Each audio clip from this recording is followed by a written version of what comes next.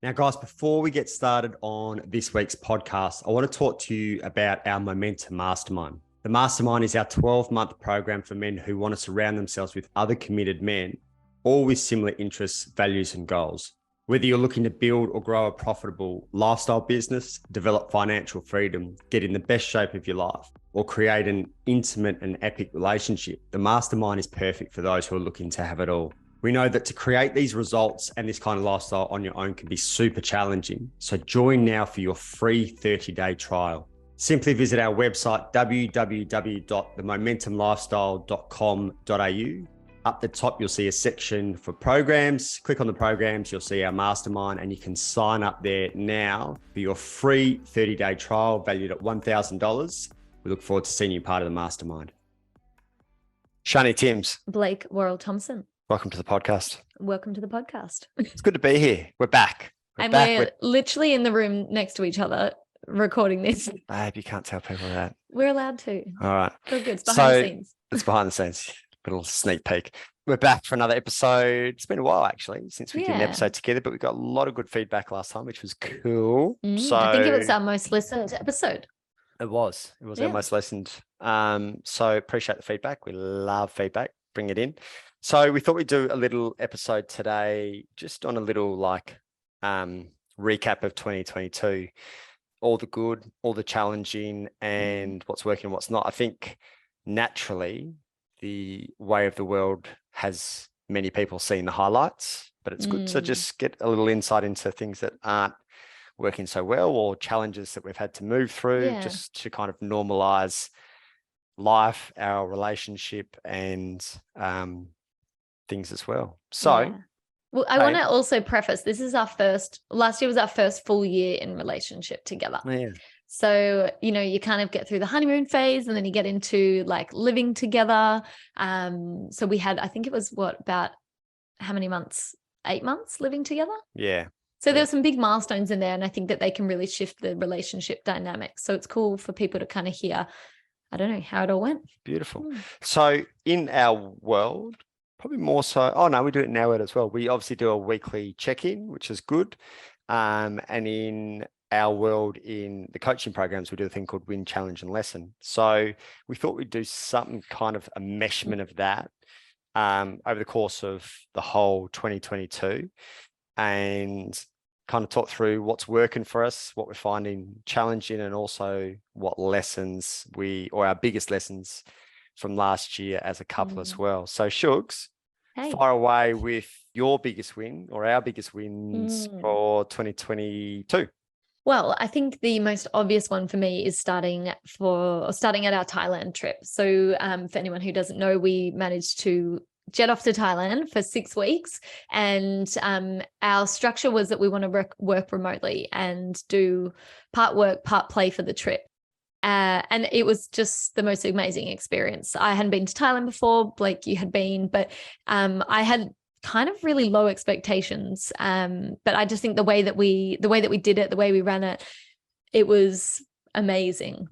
Is that one of yours? I'd agree. I think that's probably number one on a number of different levels, individually and then collectively. Like, our big thing really is about a life by design, and to create the life that we want and the lifestyle that we want. Like, we're so lucky to live in our ultimate place, Byron Bay, and I don't think anything will ever surpass that. But to be able to leave our favorite place on planet Earth to go on a 6-week adventure to Thailand, maintain work, because we both had to work, and also just each afternoon go exploring and have fun, was epic. And it's funny, you said we both had to work, but we both wanted to work. This was really our test run of an overseas trip that we're planning on doing this year. So it was kind of like dipping a toe in the water. We were constantly checking in, like, what's working, what's not working. And I think the main things for us was having like the fluidity of like flow, but then also paired with the structure of our work hours, and I think that really helped for both of us. Like, I more need the flow, you more need the structure, but it seems like we found like a really good balance. So to talk just briefly to that, because it's could be pretty valuable for other people. If you're kind of talking masculine and feminine just for a second, or the masculine energy. So we have both masculine and feminine within us, but the masculine energy generally likes structure and it works really well for them. And the feminine energy more kind of flow, creative time, and a bit more unstructured time. So I don't know if we necessarily thought exactly like that before we left, but we quickly realized that it was a good balance. So for us, we'd spend, we'd go to the gym each morning, get home, have breakfast, and then we'd probably spend about 4 hours doing work, 4 to 6. And then, on a couple of days I put all my clients into 2 days. So, we'd spend 2 days just doing really big days. Yep. And on the other days, we'd spend the afternoon getting on the motorbike and going traveling. So it's amazing. I think most people could probably find that it would be similar for them in terms of if we only had 4 hours, we found a way to get everything done in 4 hours, which was pretty amazing as well. What's that? There's like a law that refers to that time will fill whatever container or whatever containment it's given. Yeah. Murphy's I don't know. I don't think it's Murphy's law, but it's something Parkinson's law. Yeah, I reckon you might be right, though. I reckon you might be right. So yeah, there wasn't many things that we didn't do well in that trip, and I think that was definitely the biggest win for me. And alongside just our relationship, and we did go through a lot of the motions with our relationship, and I'm sure we'll get to that in the challenges. But being able to continue to do the work, continue to show up for ourselves and one another, despite the madness of the world, despite what's going on, I think that was a really special thing for me as well. We had a few people ask us about that kind of life by design, looking to do a similar thing in their own time, whether that's this year. Hopefully people get back on the Europe bandwagon. But what did you see as things that worked and potentially things you do differently when we do it again, or for other people to consider? As in with Thailand specifically? Or Yeah. So obviously planning ahead, I am an avid planner. So I had all our accommodation booked. I had, our transports booked. That I think really helped. So we got there. We didn't have to think about much, right? We just rocked up to certain things, airports at certain times, and things just flowed, except our trip home, which was a bit of a nightmare if anyone followed along on socials. I can't even remember what we said didn't work. It was just monsoon, so the back end of monsoon season. Yeah, which is fine. And if anyone is booking up Thailand, please note that every island you go to has a different wet season, which is not what I had Googled and what I found out. But we still made it work. And I think there was a lot of work that we wanted to do when it was raining. So it kind of worked in our favor. And I think as well, like having our afternoons of playtime was really fun. I think that we, especially in those first couple of weeks, we were probably the best in our relationship, the best at work. We were showing up for our health, fitness, and our routines and our work all at once. I don't think we've ever been like that dedicated to, well, me specifically, our routine and structure that we've ever been. Yeah, it was brilliant. It was a really good balance of both of those.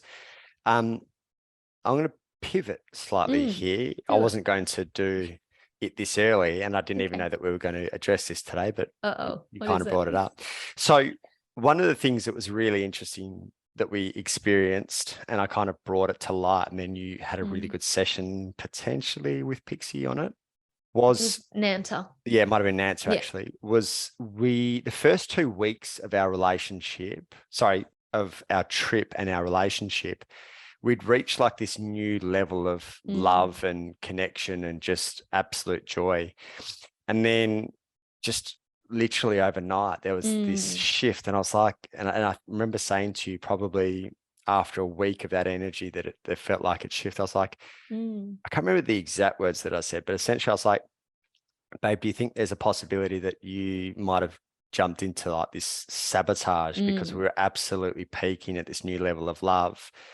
And then it just literally overnight changed. Do you want to tell the guys what you noticed? Yeah, well, it's kind of funny because I feel like it's happened a few times in our relationship. It's like when we've gotten to the point where you are like, oh my God, this is the not you specifically, but we were like, this is the ultimate, you know, we were both just feeling so in love and so happy and so joyful.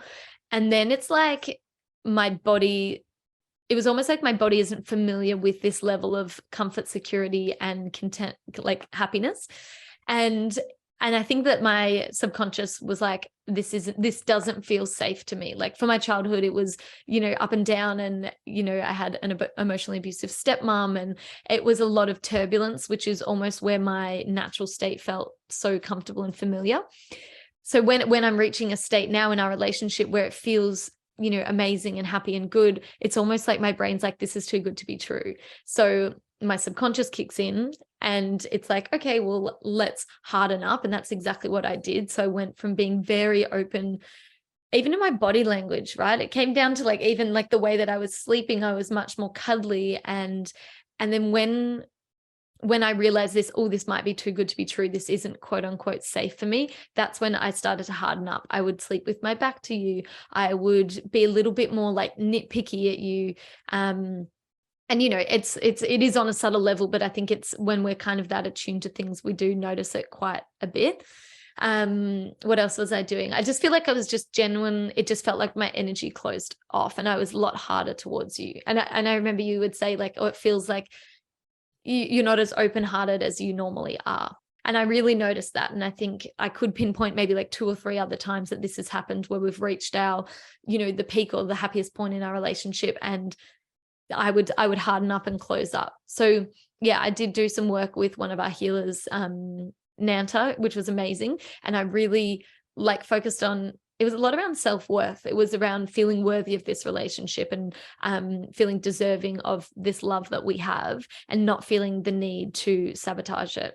And also like a nervous system re-regulation as well, being able to hold a relationship that is as amazing as we have.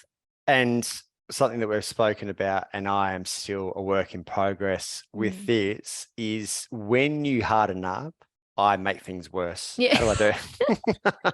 How do I do that? Oh my God. It's practically the law of polarity. I harden up and then you soften, which makes me harden up even more.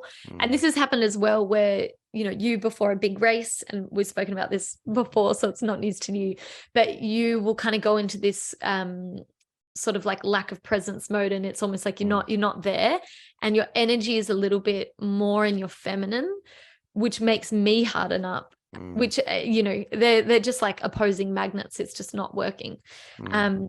But yeah, it was kind of weird because when I was in this hard mode, you would try and be quite cuddly with me and try and be quite soft and gentle. And it was almost like I got to the point where I was like, this is the exact opposite of what I'm needing. I need you to be in your, you know, firm masculine.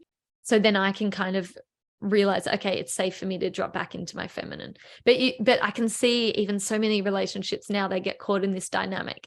And it's really like unless somebody shifts, there's no way of coming back to like equilibrium unless somebody like changes their energy a little bit or realizes what's happening. So I literally had this exact conversation with 2 clients yesterday, and what is a common theme there, and it ends up almost equaling this opposite attachment style in terms of you, who is probably more anxious, or albeit, you know, healing a big part of that. You almost, as I soften and go into this feminine, you almost go into more of a avoidant, and I almost go into more of an anxious, which, if anything, would probably have been polar opposite to how we started our relationship. Yeah. And I see this a lot with guys, and on a deeper level, my reasoning for that is in part the kind of wounded child who tried to make his mum happy. So he would kind of go into that mode, but also, albeit I'm fine with confrontation, and I know we never fight, but I'm not against it. I think it'll show its head at some stage. It's like, if I step into the masculine, we're both going to clash for that moment, until I like really sit in that masculine for an extended period of time, and then you drop back down. So when you go into your masculine, I almost go into this like, I've done something wrong, wounded child, better not it's like go the fawning energy where you're like, it becomes a fawning energy, which is so unattractive. It's but so also, funny, it's also not really, it's not very safe in terms of the feminine, and it feels like my default to do that, as opposed to stepping into the masculine and holding strong. And it may mean, because we're both in our masculine, that will clash for a short period of time there before you soften and go back into your space, which probably, if we're honest, would have happened a little bit when we got back from Thailand. So again, we didn't plan on going down this path, but we'll go here. We'll just go with it. One of the things, because Shani's an excellent planner, I felt throughout the course of the trip that I was a little boy being taken around on a holiday by his mum, because passive little boy. I was just this passive little boy getting taken around by his mum, because I wasn't involved in the planning. And to be fair, I don't really enjoy that side of things, whereas she does. But I realized that it wasn't that helpful and it wasn't that handy to not know what was going on, because I'd be like, so where are we going next? And it's just from, you know, if you're looking at a healthy masculine feminine dynamic, the healthy masculine leads. And I was being led for 6 weeks. And again, you know, we have date night once a week, and Shani organizes some, and that means that she'll lead, and I organize some, and I'll lead. And that's all right there. That's cool, because there's a place and a time for people to lead. But for me to be led for 6 weeks felt really disempowering. And I noticed it. It also, again, we haven't even spoken about this. We're just speaking about it here live. Perfect. I noticed that you doubted me when we got back, which was really reflective of the fact that you doubted me when we were away, and you doubted me with good reason, because I didn't know what the fuck was going on. Whereas I was like, hey, we're back in Byron. I know exactly what I'm doing. I'm back leading. I've got this. I know what days have been goes out. I know everything that goes on here, just because that dynamic has shifted for 6 weeks, where I was just this passive little boy getting taken around Thailand. And, you know, I brought it up a couple of times to you. I was like, I'm back here. And I was like, I was getting close to fuming of like, I think you did one stage. You were like, I can't remember what it was, but I remember you getting quite heated. I was like, that was noted. That was the first time in our, I'm pretty sure, it's pretty much the first time in our relationship. Again, we're not against fighting, you know, do what you want. But it was the closest that we've got to a fight. I was like, you're pissing me off. I know what the fuck I'm doing. Like, chill. I've got this. And then I can't remember exactly the situation, but you softened after that. Yeah, I think you told me something, and then I said something different, and then you're like, no, I've already said this.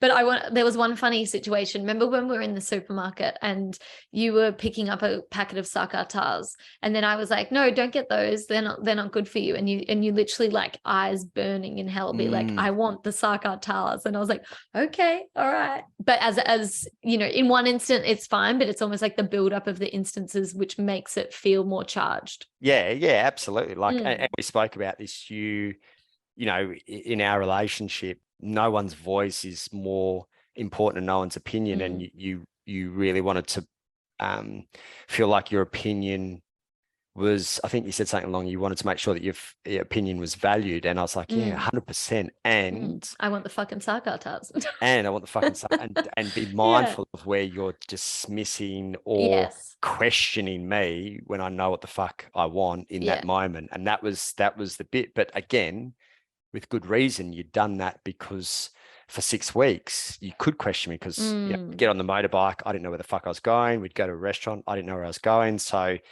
you know, you, again, I think on an unconscious level had probably built a bit of like more lead than potentially you would like, but also a little bit, again, conscious or unconsciously, lacking a little bit of safety and reassurance, because I didn't know what was going on for 6 weeks really. So that had just been brought back into Byron, which was I do want to add as well, because I think we can take all this masculine feminine things with a grain of salt. Like, yes, it works, but I do really want to stress it's not like now I'm not going to organize anything and I'm not going to be the one to take lead in certain things, because that's a relationship. We're both going to be sharing the load and sharing the balance. But I think it was just more that the pendulum had swung too far into me organizing all of the things. Yeah, just because I know that there's people probably listening to this being like, oh, what? So the feminine just has to be passive and has to be agreeable and has to be, you know, saying yes to whatever their partner says. It's like, no, you can still have a voice, but it's like, yeah, I think it's just a balance of really like trusting your man as well and not feeling like you need to rebut everything that they're saying. I think I just wanted to add that sort of caveat because I think people can get so caught in this masc femme being the only way to do things. Totally. And but also just to be mindful of, there's a really big difference between leading and controlling. They're completely different energies, And I think that's probably where a lot of blokes struggle is a controlling energy. And I think, you know, it's almost that naggy controlling. Yeah, totally. And I think you could speak, you know, when people are like, oh, Blake leads, that's just a healthy masculine dynamic. Like, you know, I think we've got this fucking stalker who's an absolute pest who just keeps starting new accounts and trolling us. Like trolling us, absolute fucking numpty.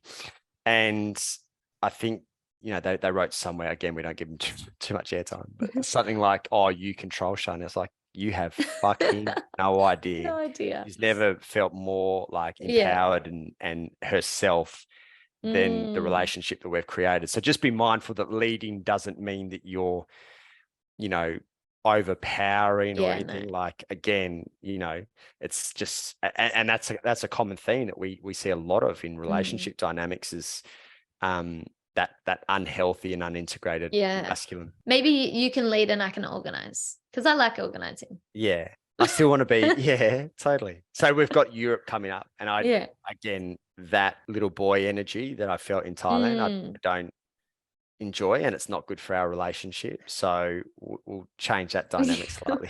We'll record a podcast in 8 months' time and we'll tell you how that will. We'll let you know how we go. Yeah. So that was a win and a slight change in direction. Wait, we haven't got your win.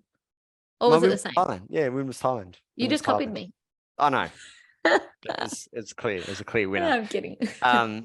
And again, kind of speaking to, I guess, you know, there's a couple of challenges within the win that are good to speak to. You know, we're both really mindful of the illusion that is social media, where everyone thinks, I shouldn't say everyone, where a lot of people think, you know, it's all like sorted and everything's perfect. And despite the fact it is, you know, for both of us, by far our easiest and best relationship, there's still challenges like every relationship, and it's kind of important to normalize that. And I would question, I feel like every relationship would have challenges. Anything that's looking all shiny and bright on Instagram, it's just one facet of it. It's questionable, you know? 100%. So I thought it was good for us to be able to normalize and neutralize the challenges that, you know, each relationship comes with our own challenges that we've faced over the last 12 months, which no doubt are probably different to yours, but challenges all the same. So, Shugs, what's been our number one challenge? Well, I think that polarity piece that we were just speaking about. So that's kind of one element of it.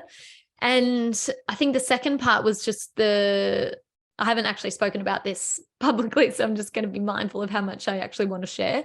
But the sexual trauma that happened to me in my, you know, teenage years into early 20s, that I kind of had been playing down and being like, oh, that was fine. Or, you know, laughing it off sounds weird, but almost brushing it off as not as serious as it was. And it wasn't until like maybe about 7 months ago that I think it started to really come out in our relationship. And I think this is the interesting thing about trauma. Once it's almost buried until it feels safe enough to come out. And I know that there's a few people that I've spoken to that when they got into a secure, loving, very stable relationship is when their trauma, and especially sexual trauma, actually started to arise and it wanted to be worked through. So, you know, at the start of our relationship, we had, you know, the most incredible sex life, and we, you know, were trying all the things and, you know, down for it all the time.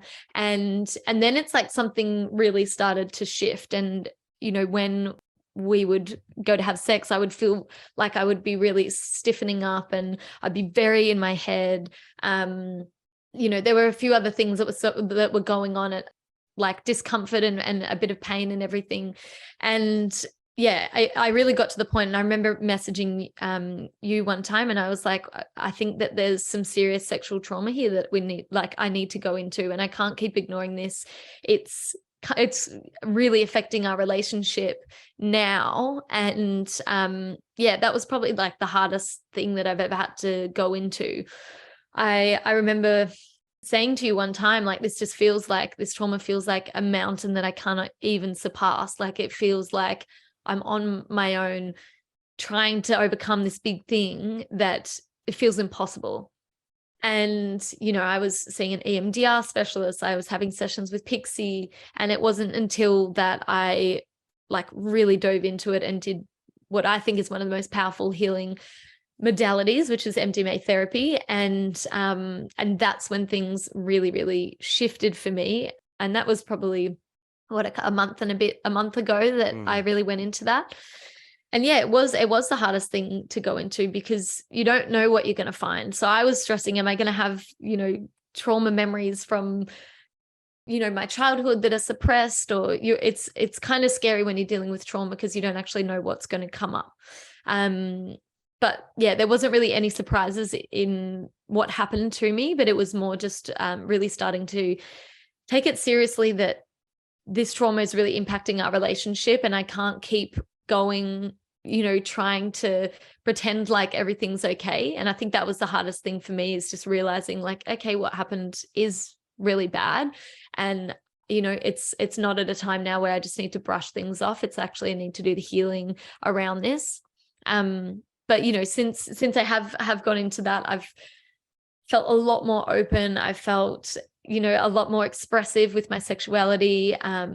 And, you know, you've seen it firsthand, the kind of change in the way that I've just felt more at ease with it all and open to it as well. Yeah, it was, yeah, exactly as you said, the first probably 12, 13, 14 months, it just wasn't there. And we are both expressive and adventurous people when it comes to sex. And then it literally just kicked in. And I kind of, I guess from my side of things, knew, but also in hindsight with previous partners, now I can see how many more of them would also potentially have stuff. And one of the signs for me with you was like a level of disassociation where you would be in it and really present for a period of time, and then you'd tap out. Yeah. And I think even at times you weren't aware that you were tapping out and disassociating, but I could really feel that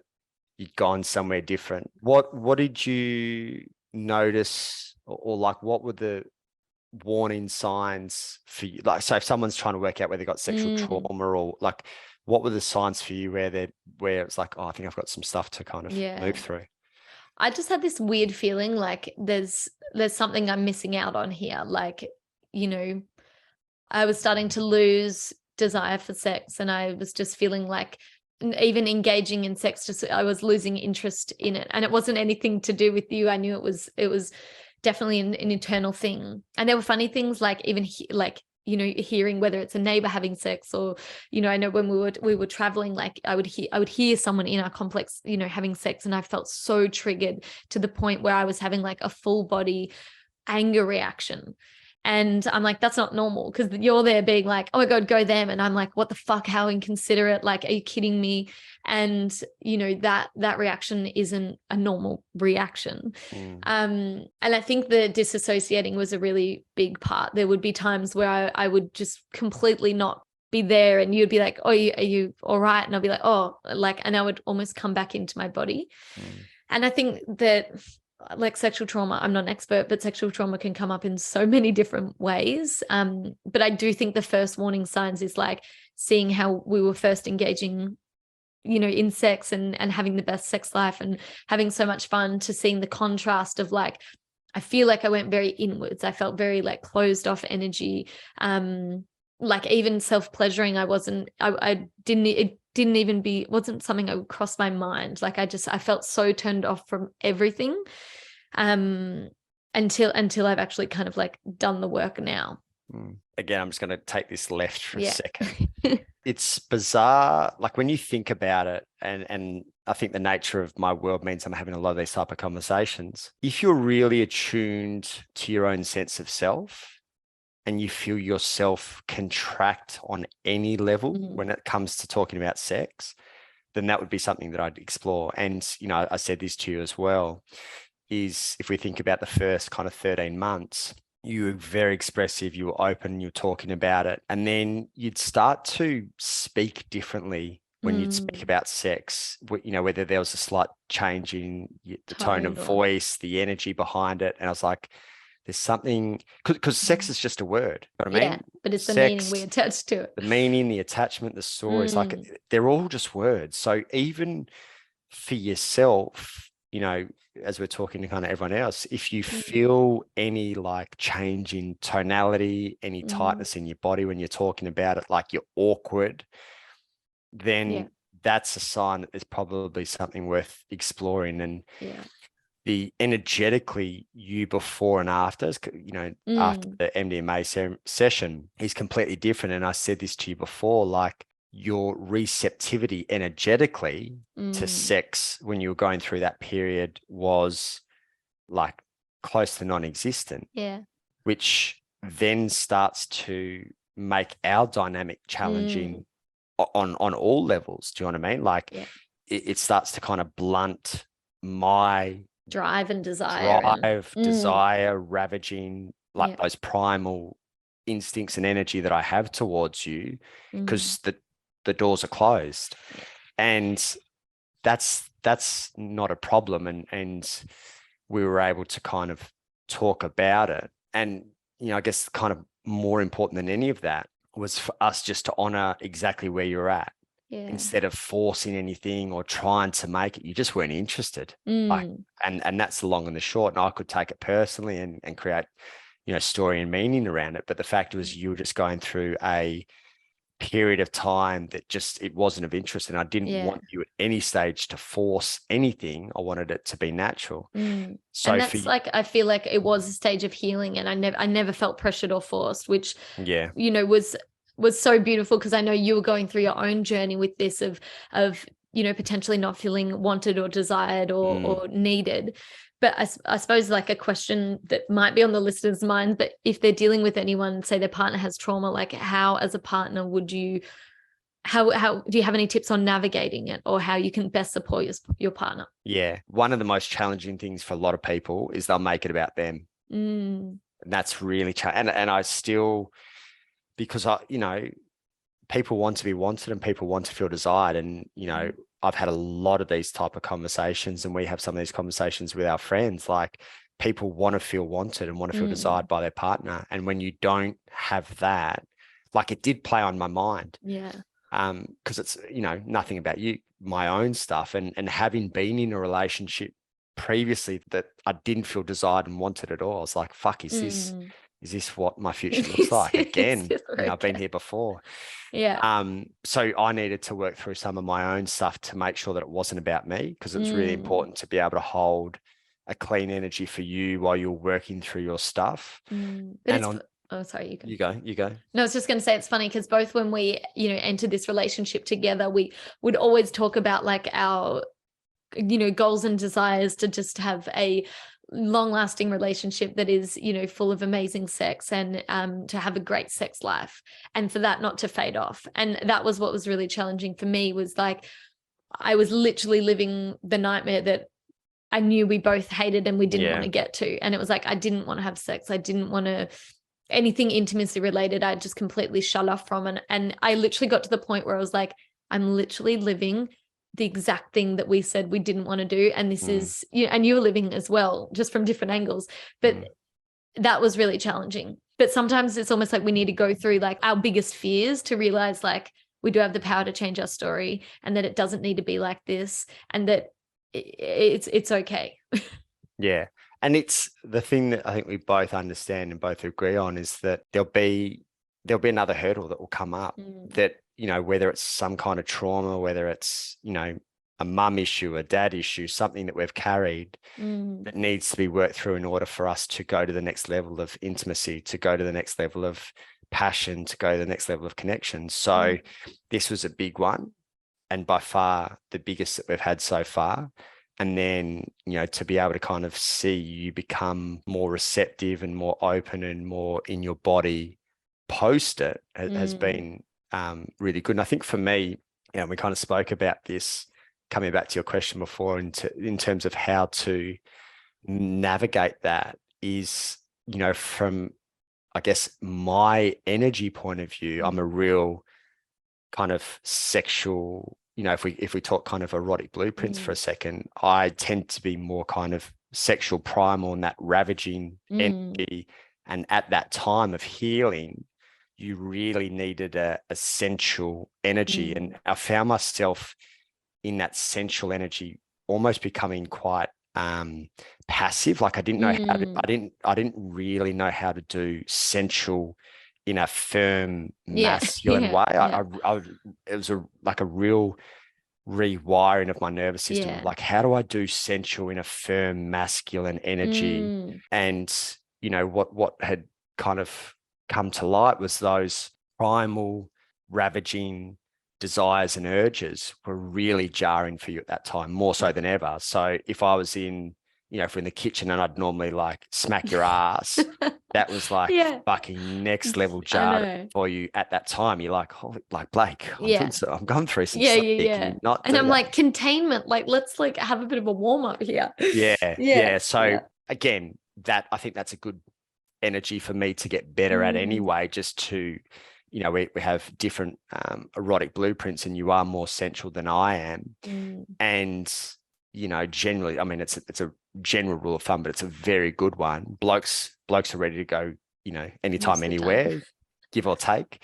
And females might need, well, not even might, generally speaking, need a bit more warm up. So that's been a really good piece for me to embody a bit better. I've known about it for a long time, but I've probably not embodied it. And, to speak to that challenge, if I didn't know how to embody it in a firm, masculine, healthy way. So it brought up a lot of stuff. And again, energetically post it, you're kind of on your way back to where you were. And at the very least, there's a receptive energy that has me feeling like you're open to wanting it the way that you used to as well. So that's been a big part as well. And I think there is, like, back to your, like, ravaging, as well as being essential person, like that. I think people just it's either that or the other, but I think there's such a way to be able to do sensual and slowness, but with intensity and passion. And I remember when I asked that to you, I was like, I want slowness and I want sensual, but I also want the intensity and passion. I don't want softness. And you're like, what the fuck? You've asked me to do this matrix jigsaw puzzle. And I'm like, no. It's like, it can be done and it can be easy. But I think you've totally mastered that now. Well, naturally, just to kind of, again, take it slightly sideways, and a shout out to Shani's family as we talk about our sex lives. Perfect. Hey, Grandma. Hey, Grandma. Grandma does listen to the podcast. So if you're listening, Grandma, block your ears. Block your ears for this bit.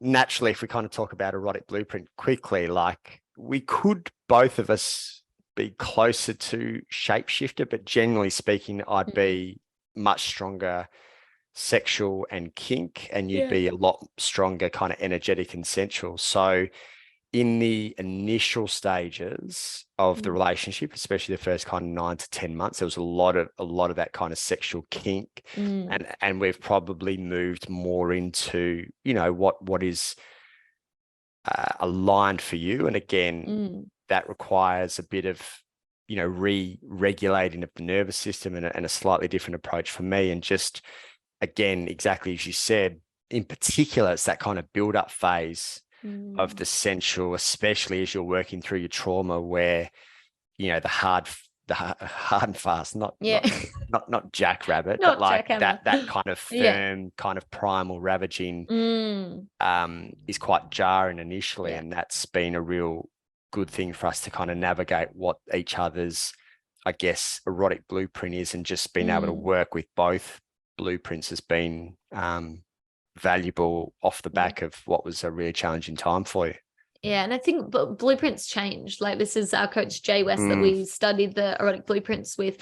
They're likely to change, and in different seasons of your life you will go through different phases. And I think at the start it was, we were in that sexual and kinky phase, but I think the part you brought up was just really important. It's like the warm-up phase. Once I'm warmed up, then I'm more likely down for whatever. But it's almost just like I need that time, almost like transition time, to kind of like get out of my head into my body, be feeling safe in the space, safe in my environment, and then we can kind of go there, Well, anyway, that's a good start. That's a nice detour. Where are we at? Wait, we haven't got into your challenges.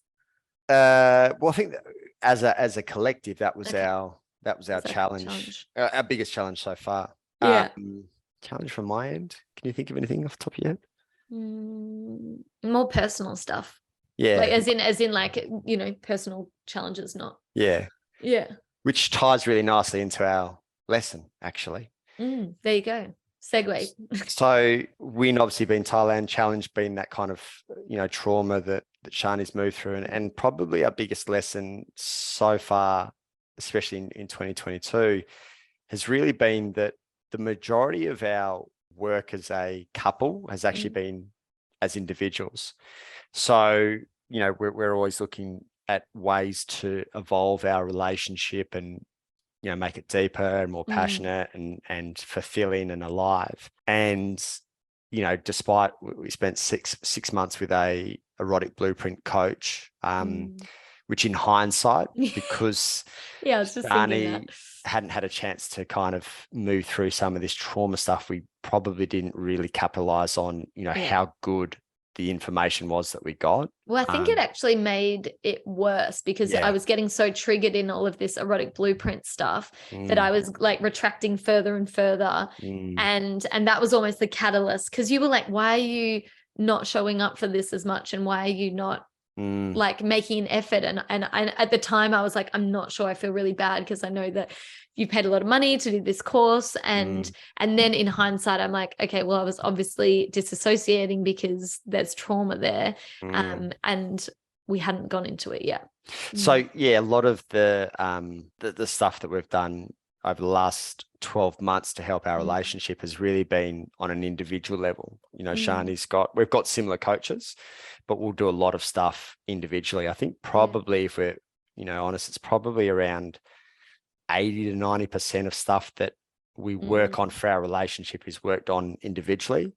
And then, a lot of the stuff we'll share with each other of like, oh, this came up for me. This is what I'm working through. And, I think it is a good thing to be able to keep some things to yourself and not, share every single part with your partner. So, a lot of the stuff that I'm working on, I'm always in the back of my mind wondering what I can do to show up better and to make the relationship better and to be more attuned to you and what you're going through and some of these new experiences. I remember the first time that you came to me with sexual trauma, my response wasn't great. And we're all learning. The moment I kind of said, I was like, fuck, that's not what she needs in this moment. And just how to be there for you in that was because I've never experienced, I know everyone goes through their stuff, but I'd never experienced what you were going through in a relationship. So I wasn't really sure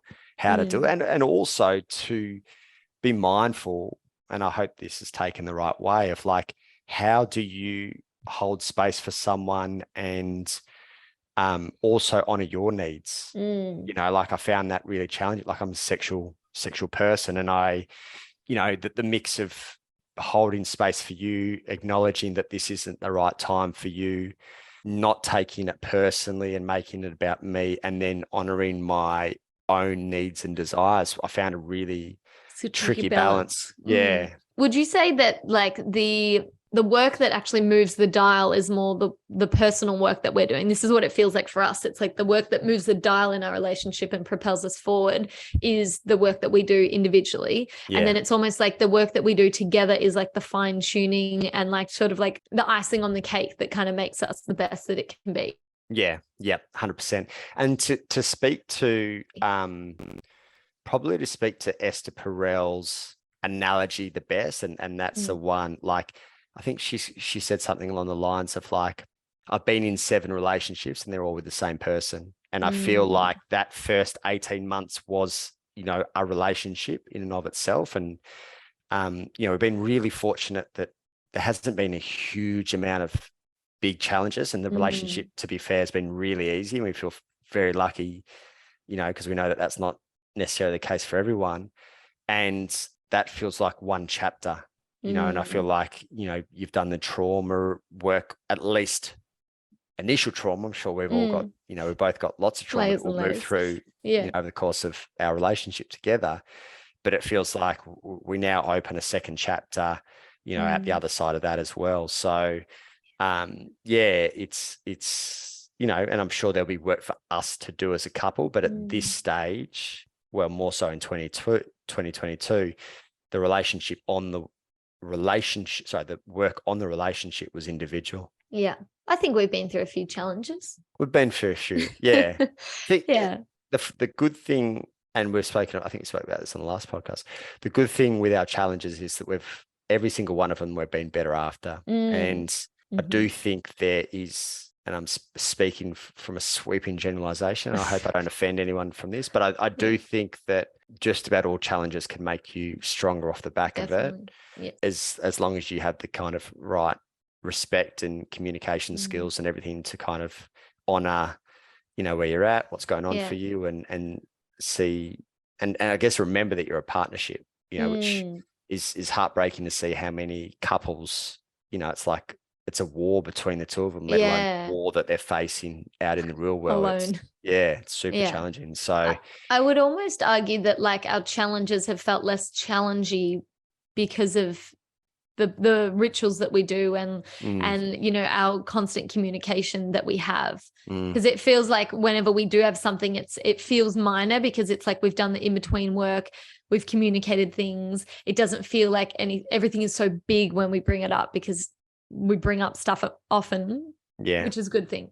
Yeah, well, and I did a post on this recently, like the thing that makes our relationship the easiest is the hardest thing to do. And that's the fact that every Sunday when we do our rituals of connection, we talk about things that are challenging. And again, we're both in environments, with so many good people around us, whether that's my coaching or whether that's our friendship groups, where a lot of the challenges that we see is a byproduct of not communicating along the way. And the shit just hits the fan because, the spilt milk from today is actually about the last 3 years where you haven't connected and you carry resentment.